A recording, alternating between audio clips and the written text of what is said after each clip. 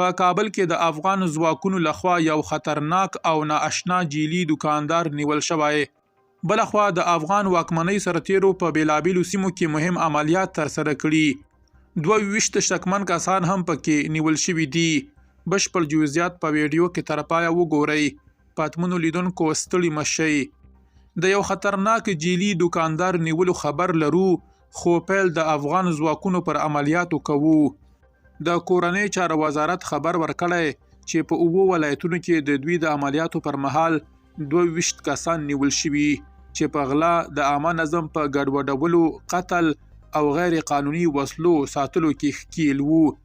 د یادې ډلې دغه وزارت ډیره کړې د دوی ځواکونو دا اقدام د خلکو د خوندیتوب او قانون د پلي کولو لپاره ترسره کړی دی.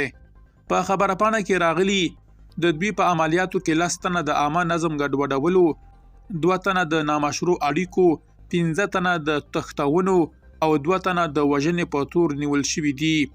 خبرپاڼه زیاتوي نیول شوي کسان د کندوز، فاریاب، سرپل، خوست، غزني، سمنګان او بدخشان ولایتونو اوسیدونکي دي. همداراز ویل شوي له دغې ډلې د وسلو د غیر قانوني انتقال په تړاو 2 کسان نیول شوي.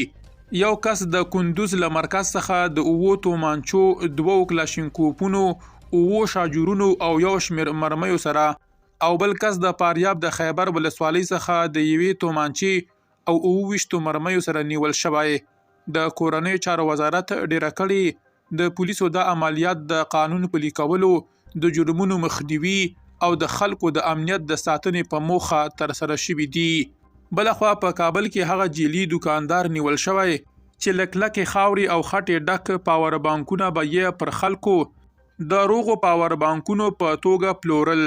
دغه کس 1300 پاور بانکونه په بازار کې پر خلکو پلورلي، خو 1200 نور ورسره نیول شوي دي. درنو لیدونکو له ملتیا مو مننه.